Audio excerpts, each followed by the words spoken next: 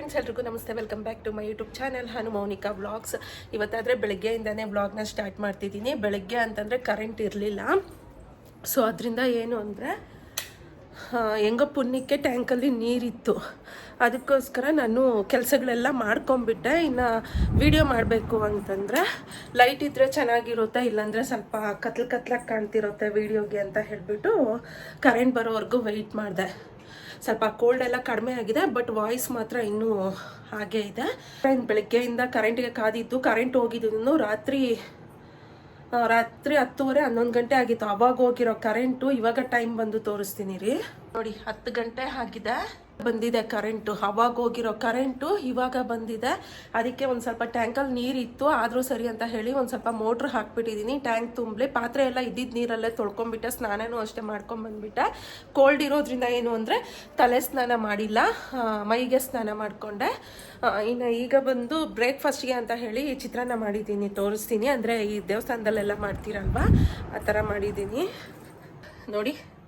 Onions ಏನು ಹಾಕ್ದಿರಾ, lemon ಮತ್ತು ಕಡಲೆ ಬೀಜ ಇವೆಲ್ಲ ಹಾಕಿ ಮಾಡಿರೋದು. ಹಸಿಮೆಣ್ಸಿನ್ಕಾಯಿ ಸಖತ್ತಾಗಿದೆ. ದೇವಸ್ಥಾನದಲ್ಲಿ ಪ್ರಸಾದ ಕೊಟ್ಟಂಗೆ ಇದೆ. ಇನ್ನು ಅದಿದೆ. ಕಾಳು ನೆನೆಸಿದ್ದೆ ರಾತ್ರಿ. ಇದೇನಕ್ಕೆ ನೆನೆಸಿದ್ದು ಅಂತಂದರೆ ಪೂರಿ ಮಾಡಿ ಕಾಬೂಡ್ ಕಳ್ಳೆ ಮಸಾಲೆ ಥರ ಗೊಜ್ಜು ಥರ ಮಾಡ್ತೀನಿ ನಾನು. ಅದು ಮಾಡೋಣ ಅಂತ ಹೇಳಿ ನೆನೆಸಿದ್ದೆ. ಕರೆಂಟ್ ಇರಲಿಲ್ವಲ್ಲ, ಇನ್ನು ಪೇಸ್ಟ್ ಮಾಡ್ಕೊಬೇಕು ಅಂತ ಹೇಳಿಬಿಟ್ಟು ಈ ಗೊಜ್ಜಿಗೆ ಸುಮ್ಮನೆ ಆಗೋಗ್ಬಿಟ್ಟೆ. ಅದಕ್ಕೆ ಇವಾಗ ಬ್ರೇಕ್ಫಾಸ್ಟ್ಗೆ ಅಂತ ಚಿತ್ರಾನ್ನ ಮಾಡಿದ್ದೆ. ಇನ್ನೀಗ ಸ್ಟಾರ್ಟ್ ಮಾಡ್ಕೊಬೇಕು, ಅಡುಗೆ ಸ್ಟಾರ್ಟ್ ಮಾಡ್ಕೊಬೇಕು. ಇನ್ನು ದೇವ್ರ ಮೈದಲ್ಲೂ ಪೂಜೆಗೆ ಏನು ರೆಡಿ ಮಾಡಿಲ್ಲ, ಇನ್ನು ಅದು ಮಾಡ್ಕೊಬೇಕು. ಇನ್ನು ಇವತ್ತಿನ ವ್ಲಾಗ್ ಕಂಟಿನ್ಯೂ ಆಗ್ತಿರುತ್ತೆ, ನೋಡ್ತೀರಿ. ನಿಮ್ಮ ಹತ್ರ ಮಾತಾಡ್ಕೊಂಡು ನಾನು ಕೆಲಸಗಳು ಮಾಡ್ಕೊತೀನಿ. ಸಿಂಪಲ್ ನೋಡಿ, ಕಾಬೂಲ್ ಕಳ್ಳೆ ಗೊಜ್ಜು ತೋರಿಸ್ತೀನಿ. ಪೂರಿಗೆ ಅಂತೂ ತುಂಬಾ ಚೆನ್ನಾಗಿರುತ್ತೆ. ಫಸ್ಟ್ ಆದರೆ ಕಾಳನ್ನ 3 ಇಲ್ಲಾಂದ್ರೆ 4 ವಿಸಿಲ್ಗೆ ಇಟ್ಕೊಂಡಿದ್ದೀರಿ ಅಂತಂದ್ರೆ, ನಾವು ಗೊಜ್ಜಾಗ್ದಿರ ಸಾರು ಮಾಡ್ಕೊಬೇಕು ಅಂತಂದ್ರೆ ಏನು ಅಂದ್ರೆ ಒಂದೇ ಸಲ ಮಸಾಲೆ ರುಬ್ಕೊಂಡ್ಬಿಟ್ಟು ಎಲ್ಲ ಹಾಕಿ ಮಸಾಲೆ ಕಾಳು ಎಲ್ಲ ಹಾಕಿ ವಿಸಿಲ್ಗೆ ಇಟ್ಕೊಳ್ಳೋದು. ಇಲ್ಲ ಗೊಜ್ಜು ಮಾಡಬೇಕು ಅಂತಂದ್ರೆ ನಾವು ಕಾಳನ್ನ ನಾನಾದ್ರೆ 4 ವಿಸಿಲ್ಗೆ ಇಟ್ಕೊತಾ ಇದ್ದೀನಿ. ಯಾಕಂದ್ರೆ ಫುಲ್ಲು ನೀಟಾಗಿ ಬೆಂದೋಗಿರ್ಬೇಕು ಕಾಳು. ಆಮೇಲೆ ಗೊಜ್ಜಲ್ಲಿ ಸುಮ್ಮನೆ ಒಂದು 5 ನಿಮಿಷ ಬೇಯಿಸ್ಕೊಳ್ತೀನಿ. ಅದು ಬಿಟ್ಟರೆ ನಾನು ಜಾಸ್ತಿ ಹೊತ್ತು ಬೇಯಿಸ್ಕೊಳ್ಳೋದಕ್ಕೆ ಹೋಗೋದಿಲ್ಲ. ಸೊ ಅದರಿಂದ ಏನು ಅಂದರೆ ಫಸ್ಟ್ ಬೇಯೋದಕ್ಕೆ ಇಟ್ಕೊಳ್ತಾ ಇದ್ದೀನಿ.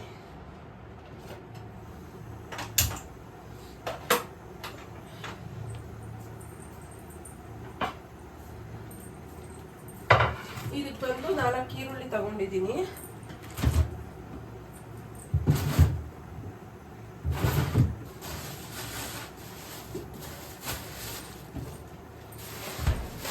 ಮತ್ತೆ 1 ಟೊಮೆಟೊ ಸರಿ ಹೋಗುತ್ತೆ. ಕೊತ್ತಂಬರಿ ಸೊಪ್ಪು, ಕರ್ಬೇವಿನ ಸೊಪ್ಪು, ಇದಕ್ಕೆ ತೆಂಗಿನಕಾಯಿ ಬೇಕು. ಅದನ್ನ ನಾವು ತುರುಕೋಬಹುದು, ಇಲ್ಲಾಂತಂದ್ರೆ ಮಿಕ್ಸಿಗಾದ್ರೂ ಹಾಕೊಬಹುದು. ನಮ್ಮ ಆಪ್ಷನ್, ನಾವು ಯಾವ್ದು ಬೇಕಾದ್ರೂ ಅದು ಮಾಡ್ಕೋಬಹುದು. ಯಾವ ರೀತಿ ಇಷ್ಟ ಆಗುತ್ತೋ ಆ ರೀತಿ. ನಾನಾದ್ರೆ ತುರುಗೋದಿಕ್ಕೆ ಇವಾಗ ಕೈಗೆ ಹೇಳಿದ್ನಲ್ಲ, ಒಂದು ಸ್ವಲ್ಪ ಕೋಲ್ಡ್ ಇರೋದ್ರಿಂದ ಏನು ಅಂದ್ರೆ ಕೆಲಸ ಜಾಸ್ತಿ ಮಾಡಿದ್ರು ಬಾಡಿ ಪೇನ್ಸ್ ಬರ್ತಾ ಇದೆ, ಕೈ ನೋವ್ತಾ ಇದೆ. ಅದಕ್ಕೆ ನಾನು ಮಿಕ್ಸಿಗೆ ಹಾಕೊಂಡ್ಬಿಡ್ತೀನಿ. ಈ ಗೊಜ್ಜು ಏನಿದ್ರು ನಮ್ಗೆ ಪೂರಿ ಚಪಾತಿ ಇವೆರಡಕ್ಕೆ ಕರೆಕ್ಟ್ ಆಗಿರೋ ಕಾಂಬಿನೇಷನ್ ಹೇಳ್ಬೇಕು ಅಂತಂದ್ರೆ ಟೇಸ್ಟಿಯಾಗಿ ಕಾಣೋದು ಅವೆರಡಕ್ಕೆ. ನಮ್ಗೆ ದೋಸೆಗೆ ಇಲ್ಲ ಇಡ್ಲಿಗೆ ಇವೆಲ್ಲ ಬೇಕು ಅಂತಂದ್ರೆ ನಾವು ಮಸಾಲೆ ಇಟ್ಕೊಂಡ್ಬಿಟ್ರೆ ನಮ್ಗೆ ಚೆನ್ನಾಗಿರುತ್ತೆ.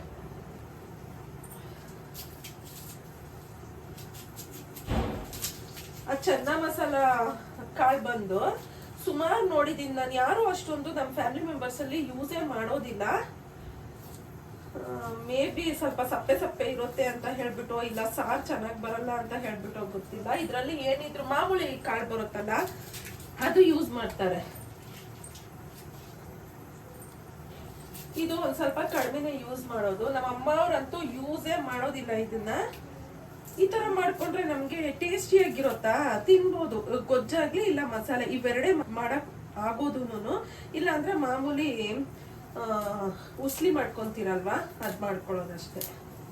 ಆದಷ್ಟು ಈರುಳ್ಳಿ ಕಟ್ ಮಾಡ್ಬೇಕಾದ್ರೆ ತೊಳ್ಕೊಂಡು ಆಮೇಲೆ ಯೂಸ್ ಮಾಡ್ಕೊಳ್ಳೋದು ಒಳ್ಳೇದು. ಪದೇ ಯಾಕೆ ಹೇಳ್ತಿದೀನಿ ಅಂತಂದ್ರೆ ಅರ್ಜೆಂಟ್ ಅಲ್ಲಿ ನಾವು ಮಾಡ್ಕೊಂಡ್ಬಿಡ್ತೀರಿ, ಬಟ್ ಅದು ಸ್ಲೋ ಪಾಯ್ಸನ್ ತರ ಹೊಟ್ಟೆ ಒಳಗಡೆ ಹೋಗಿದೀಯ ಅಂದ್ರೆ ಅದು ನಿಧಾನಕ್ಕೆ ಎತ್ತಾಕುತ್ತೆ, ಹುಷಾರಿಲ್ದಿರ ಮಾಡ್ಬಿಡುತ್ತೆ. ಅವೆಲ್ಲ ಸ್ಲೋ ಪಾಯ್ಸನ್ಸು. ಹಾಗಾಗಿ ಏನು ಅಂದ್ರೆ ಒಂದೆರಡು ನಿಮಿಷ ಲೇಟ್ ಆದರೂ ಪರವಾಗಿಲ್ಲ ತೊಳ್ಕೊಂಡು ಈ ಬ್ಲ್ಯಾಕ್ನೆಸ್ ಇವೆಲ್ಲ ಇರೋತ್ತಲ್ಲ ಇದೆಲ್ಲ ನೀಟಾಗಿ ವಾಶ್ ಮಾಡ್ಕೊಳ್ಳೋದು ಒಳ್ಳೆಯದು. ಉದ್ದುದ್ದ ಹಾಕ್ತೀರಾ ಒಡೆಗೆ ನಾವು ಕಟ್ ಮಾಡ್ಕೊತೀರಲ್ವಾ ಆ ರೀತಿ ಕಟ್ ಮಾಡ್ಕೊತಾ ಇದ್ದೀನಿ. ಈ ಕೋಲ್ಡ್ ಆಗಿರೋದ್ರಿಂದ ಏನು ಅಂದರೆ ಬಿಸಿನೀರು ಕಾಯಿಸ್ಕೊಂಡು ಕುಡಿತಾ ಇದ್ದೀನಿ. ಫಸ್ಟ್ ಡೇ ಏನು ಮಾಡಿದೆ ಅಂದರೆ ನನ್ಗೆ ಅನ್ನಿಸ್ತು ನಾನು ಹೀಗೆ ಮಾಡ್ತೀನಿ ಅಂತ ಹೇಳ್ಬಿಟ್ಟು, ಆದರೂ ಬೇಡ. ಎಷ್ಟು ದಿನ ಒಂದು 5-6 ಡೇಸಿಂದ ನನಗೆ ಕೋಲ್ಡ್ ಹಾಗೇ ಇದೆ. ಹಾಸ್ಪಿಟ್ಲಿಗೂ ಹೋಗಿ ಬಂದ್ರಿ, ಫೀವರ್ ಏನೂ ಇಲ್ಲ, ಕೋಲ್ಡ್ ಆಗೇ ಇದೆ. ಅದಕ್ಕೆ ಸರಿ ಹಾಟ್ ವಾಟ್ರ್ ಕುಡಿದ್ರೆ ಬೇಗ ವಾಸಿ ಆಗೋಗುತ್ತೆ ಅಂತ ಹೇಳಿ ಕುಡಿದ್ನ. ನೀರು ಕಾಯಿಸ್ಕೊಂಡು ಕುಡ್ದಿದ್ದಿನಾನೆ ಊಟ ಮಾಡಿದ ತಕ್ಷಣ ಫಿಲ್ಟ್ರಲ್ಲಿ ನೀರು ಇಟ್ಕೊಂಡು ಕುಡ್ದಿದ್ದೀವಿ ಮರ್ತೋಗ್ಬಿಟ್ಟು. ಅದೇನಾಯಿತು, ಇನ್ನು ಸ್ವಲ್ಪ ಜಾಸ್ತಿ ಆಯಿತು ಕೋಲ್ಡು. ಇವಾಗ ಹುಷಾರು ಬಿತ್ತು ಬಾಟ್ಲಿಗೆ ಹಾಕ್ಕೊಂಡು ಕುಡಿತಾ ಇದ್ದೀನಿ. ಯಾಕಂದರೆ ಬಾಟ್ಲಲ್ಲೇ ಕುಡಿಬೇಕು ಅಂತ ಫಿಕ್ಸ್ ಆಗಿಬಿಟ್ಟು ಕುಡಿತಾ ಇದ್ದೀನಿ. ಅದರಲ್ಲಿ ಬಿಸಿನೀರು ಹಾಕ್ಕೊಂಡ್ಬಿಟ್ಟಿರ್ತೀನಲ್ವಾ, ಬೇರೆ ನೀರು ಕುಡಿಯೋದಕ್ಕೆ ಹೋಗೋದಿಲ್ಲ.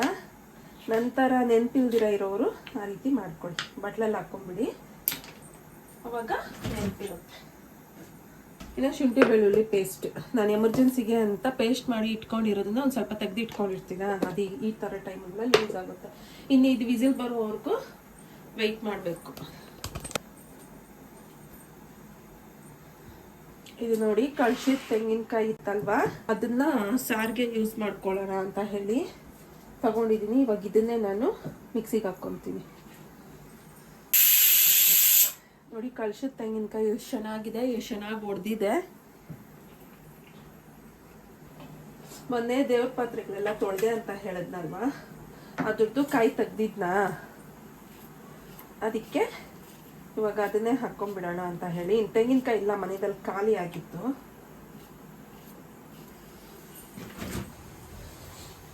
ಈಗ ನೋಡಿ ಒಗ್ಗರಣೆಗೆ ಹಾಕ್ಕೊಳ್ಳೋದಿಕ್ಕೆ ಅಂತ ಆಲ್ರೆಡಿ ಕುಕ್ಕರಲ್ಲಿ ಬೇಯಿಸ್ಕೊಂಡಿದ್ದೀರಲ್ಲ, ಅದು ರೆಡಿ ಇದೆ ಕಾಳು. ಒಗ್ಗರಣೆಗೆ ಈರುಳ್ಳಿ ಫ್ರೈ ನಾವು ಮಾಡ್ಕೊಳ್ಳೋದಕ್ಕೆ ಎಷ್ಟು ಬೇಕೋ ಅಷ್ಟು ಎಣ್ಣೆ ಮಾತ್ರ ತಗೊಂಡ್ರೆ ಸರಿ ಹೋಗ್ಬಿಡುತ್ತೆ. ಜಾಸ್ತಿ ಎಣ್ಣೆ ಏನು ಅವಶ್ಯಕತೆ ಇರೋದಿಲ್ಲ.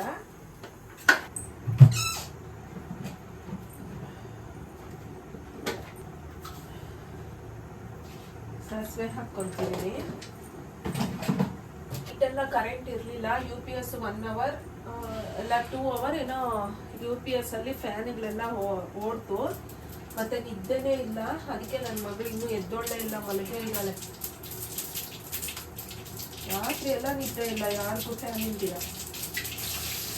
ಈರುಳ್ಳಿ ಕರಿಬೇವು,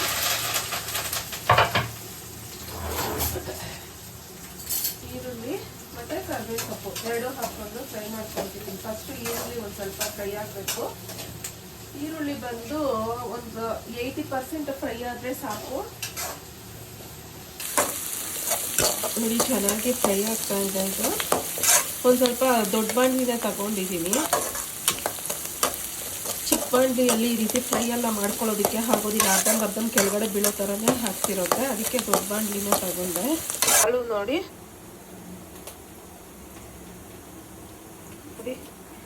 ಇಷ್ಟು ಬೆಂದ್ಕೊಬೇಕು, ಇಲ್ಲ ಗಟ್ಟಿ ಗಟ್ಟಿ ಇರುತ್ತೆ. ಗೊಜ್ಜಲ್ಲಿ ತಿನ್ಬೇಕಾದ್ರೆ ಚೆನ್ನಾಗಿರೋದಿಲ್ಲ.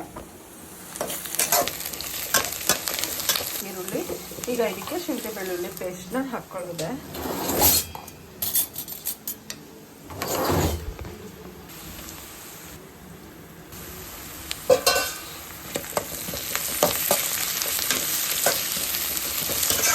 ನಾನಾದರೆ 1.25 ಸ್ಪೂನ್ ಅಷ್ಟು ಹಾಕಿದ್ದೀನಿ ಶುಂಠಿ ಬೆಳ್ಳುಳ್ಳಿ ಪೇಸ್ಟು, ಚಿಕ್ಕ ಸ್ಪೂನಲ್ಲೇ ನೋಡಿ ಇದರಲ್ಲಿ. ಯಾಕೆ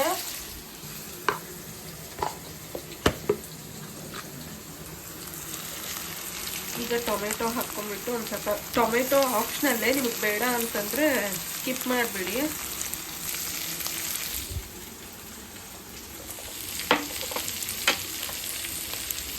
ಈಗ ಸ್ವಲ್ಪ ಅರಿಶಿನ,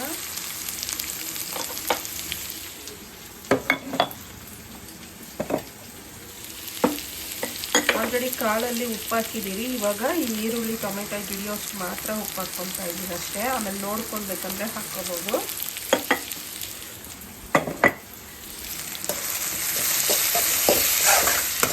ಈಗ ಒಂದು ಸ್ವಲ್ಪ ಇದನ್ನ ಕ್ಲೋಸ್ ಮಾಡಿ ನಾವು ಬೇಯೋದಕ್ಕೆ ಬಿಡೋಣ. ನೋಡಿ ಇವಾಗ ಸ್ವಲ್ಪ ಚೆನ್ನಾಗಿ ಫ್ರೈ ಆಗಿದೆ ಅಲ್ವಾ. ಈಗ ಇದಕ್ಕೆ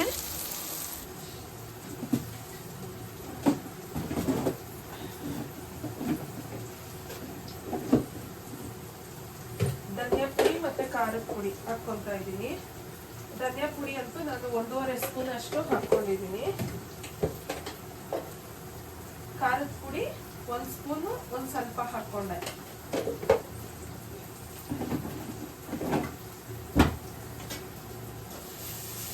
ಈಗ ಇದನ್ನ ಒಂದು ಸ್ವಲ್ಪ ಫ್ರೈ ಮಾಡ್ಕೊಳ್ಳೋಣ, ಒಂಚೂರು ಹಸಿ ವಾಸನೆ ಹೋಗಿ ಅಂತ.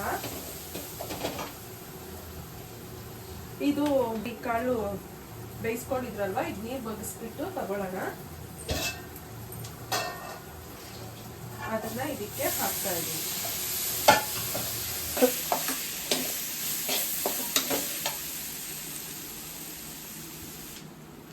ಗರಂ ಮಸಾಲ 1 ಸ್ಪೂನ್ ಅಷ್ಟು ಹಾಕ್ಕೊಂಡಿದ್ದೀನಿ. ಇದನ್ನ ಹಾಕಿದ್ಮೇಲೆ ಒಂದು ಸ್ವಲ್ಪ ಹೊತ್ತು ಫ್ರೈ ಮಾಡ್ಕೊಳ್ಳೋಣ, ಅದು ಅಷ್ಟೇ ಸ್ಮೆಲ್ ಹೋಗಲಿ. ಈಗ ನೀರು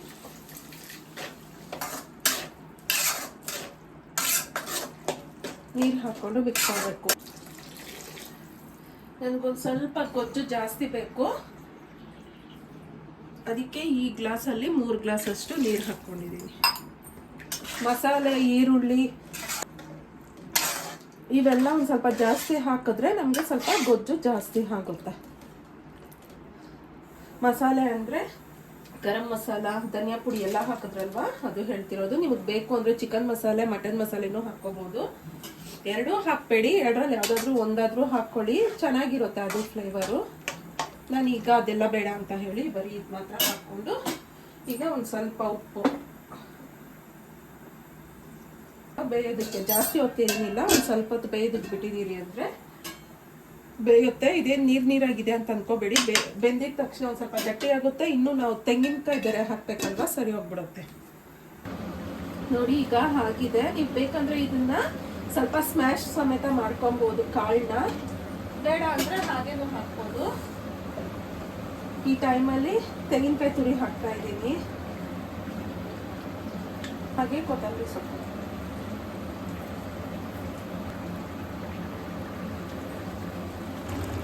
ನೋಡಿ ಎಷ್ಟು ಚೆನ್ನಾಗಿ ರೆಡಿ ಆಗಿದೆ ಅಂತ. ತುಂಬಾ ಚೆನ್ನಾಗಿರುತ್ತೆ, ಗಟ್ಟಿನೂ ಅಷ್ಟೇ ಇದೆ ನೋಡಿ. ಈಗ ಪೂರಿ ಒಂದು ಸುಟ್ಕೋಬೇಕು, ಹಿಟ್ಟೆಲ್ಲ ಕಲಸಿ ಇಟ್ಟಿದ್ದೀನಿ, ಪೂರಿ ಮಾಡ್ಕೊಬೇಕು ಅಷ್ಟೇ. ಸಿಂಪಲ್, ಬೇಗನೂ ಆಗೋಗುತ್ತೆ. ಬೆಳಗ್ಗೆ ಹೊತ್ತು ಬ್ರೇಕ್ಫಾಸ್ಟ್ಗಳಿಗೆ ಟೆನ್ಷನ್ ಇರೋ ಟೈಮಲ್ಲಿ ಈ ಟೀ ಮಾಡ್ಕೊಂಬಿಡಿ. ಆದರೆ ಕಾಳು ಮಾತ್ರ ನೈಟೇ ನೆನೆಸ್ಬೇಕು. ಇಲ್ಲಿ ಬಂದು ಪೂರಿಗೂ ಹಿಟ್ಟು ಕಲಸಿಟ್ಟಿದ್ದೀನಿ, ಇನ್ನು ಪೂರಿನೂ ಸುಟ್ಕೋಬೇಕು. ಇನ್ನು ಚೆನ್ನ ಮಸಾಲ ಗೊಜ್ಜು ರೆಡಿ ಆಯಿತು. ಪೂರಿಗೆ ಕಾಬೂಡ್ ಕಡಲೆ ಹಾಕಿ ಮಾಡಿರೋದು ಸಖತ್ತಾಗಿರುತ್ತೆ, ಅಂದರೆ ತಿನ್ನೋವಾಗೂ ಅಷ್ಟೇ ಟೇಸ್ಟ್ ಚೆನ್ನಾಗಿರುತ್ತೆ. ನೀವಾದರೆ ಸಬ್ಸ್ಕ್ರೈಬ್ ಮಾಡಿಕೊಂಡು ಲೈಕ್ ಮಾಡಿ. ನಾಳೆ ಇನ್ನೊಂದು ವ್ಲಾಗಲ್ಲಿ ಸಿಗ್ತೀನಿ. ಬಾಯ್ ಫ್ರೆಂಡ್ಸ್, ಬಾಯ್.